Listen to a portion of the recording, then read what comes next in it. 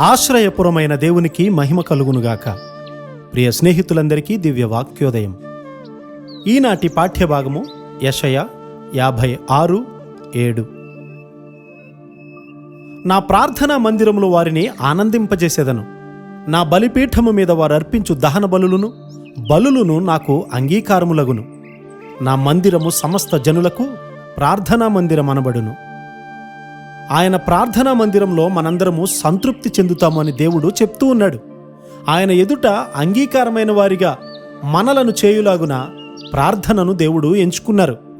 మనము ప్రార్థనకు వెళ్ళేటప్పుడు దేవుడు మన సంపూర్ణ వ్యక్తిత్వాన్ని చూస్తాడు. దేవుని యొద్దకు మనం వెళ్ళేటప్పుడు మన పూర్ణ వ్యక్తిత్వము సరిగ్గా ఉండాలి.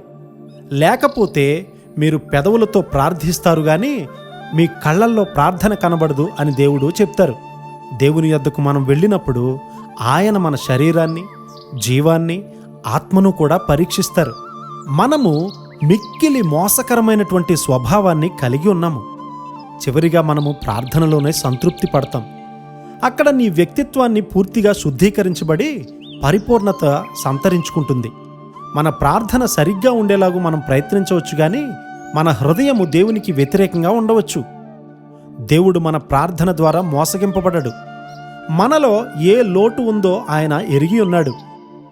ఆయన ధర్మశాస్త్రము మన హృదయంలో ఉన్న ఎడల మనకెప్పటికీ భయం ఉండదు.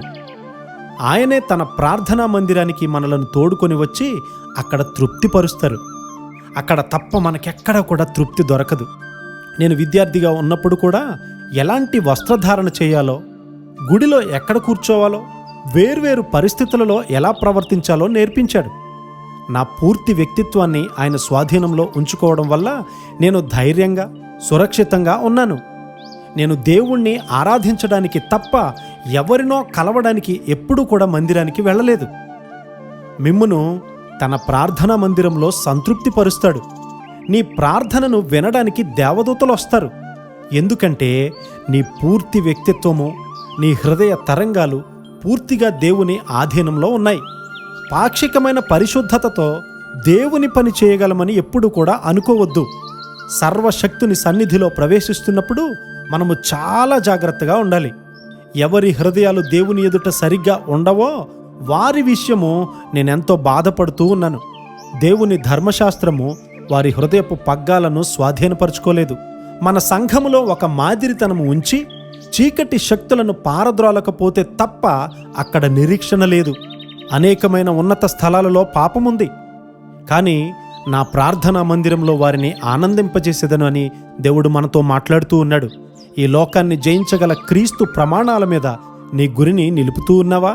క్రీస్తు వారి ప్రమాణాలు కొనసాగించే కృపా ధన్యత దేవుడు మనందరికీ సమృద్ధిగా అనుగ్రహించునుగాక. ఆమేన్.